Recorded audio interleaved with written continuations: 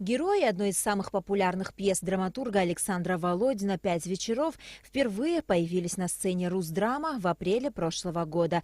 С тех пор спектакль о чувствах, над которыми не властно время, снискала преданную любовь абхазского зрителя и стал одной из самых востребованных постановок Русдрама. Но границы творчества, как известно, нужно расширять, и руководство Русского драматического театра это знают. Весной прошлого года генеральный директор театра Ираклий Хинтба обратился к театральному критику, главному редактору Петербургского театрального журнала и по совместительству арт-директору фестиваля «Пять вечеров» Марине Дмитриевской с просьбой рассмотреть заявку на участие Русдрама в фестивале. И вот в сентябре поступило предложение принять участие в 14-м международном театральном фестивале «Пять вечеров» имени драматурга Александра Володина в Санкт-Петербурге. Этот фестиваль отличается какой-то своей атмосферой, своей системой координат. Особенное. И попасть на этот фестиваль считается для любого театра очень престижным, важным. И вот такую статуэтку получить, это вот как, знаете, как золотую маску получить. Ею очень дорожат, и в очень небольшом количестве театров эта статуэтка сегодня есть. Вот в этом году в фестивале принимали участие театр имени Вахтангова, театр на Таганке, Московский ТЮЗ, приезжал туда и Кама Гинкас, и Генриетта Яновская, и Санкт-Петербургские театры, и театр из Китая, и вот наш «Пять вечеров», наш спектакль. Ираклий Хинтба рассказал о том, что изначальное решение поставить столь психологически сложный, в какой-то мере напряженный спектакль, пропитанный сильнейшими чувствами и эмоциями, которые, учитывая наш менталитет, принято скрывать, было не из легких. Но история любви, тонкая и пронзительная, не оставила равнодушным никого. После успеха на отечественной сцене боязнь принятия знаменитого спектакля, столь избалованной лучшими постановками публикой Санкт-Петербурга, все же присутствовала, признается руководитель театра. Но, как выяснилось, зря. Зал аплодировал стоя.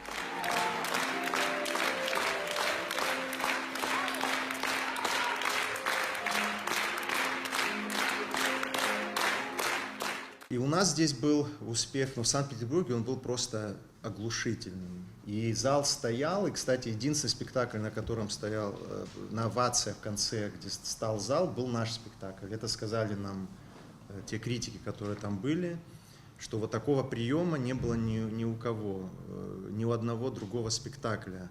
Хотя, конечно, были очень хорошие спектакли на этом фестивале. Спектакль «Пять вечеров» был поставлен молодым режиссером из Эстонии, выпускником ГИТИСа Антоном Киселюсом.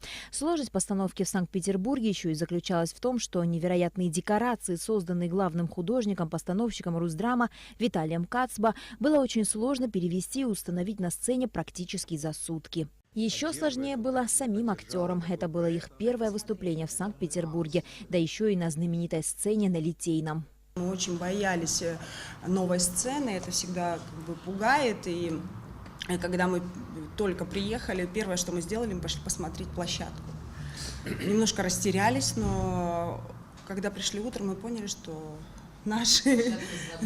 площадка наша, и практически не было каких-то нюансов, таких, которые бы нас выбивали бы из работы. И спасибо, конечно, большому техническому персоналу, который это все подготовил для нас. После спектакля артистам был вручен скульптурный портрет Александра Володина, который, несомненно, станет одной из самых ценных реликвий Сухумского русского театра драмы. Министр культуры и охраны историко-культурного наследия Абхазии Эльвира Арсалия поздравила весь коллектив театра с таким знаменательным событием. Очень большая победа и очень хороший опыт для вас. Что важно отметить, что премьеры, которые проходят у нас с большим успехом, когда они подкреплены еще такой внешним резонансом, когда есть международная гастрольная деятельность, у вас есть свои друзья, поклонники, там, в других странах, в других городах, мне кажется, это необычно придает новых сил, еще больших сил для деятельности. Талант и потрясающую игру актеров по достоинству оценила не только публика культурной столицы России, но и маститые критики, такие как Марина Дмитриевская, Наталья Каминская, Оксана Кушляева и другие, которые после спектакля провели детальный разбор постановки, указав на ее сильные и слабые стороны. Ираклий Хинтба подчеркнул необходимость привлечения профессиональных критиков к работе театра в целом, так как объективная критика всегда залог успешного развития. На Алакове Михаил Братухин, Абхазское телевидение.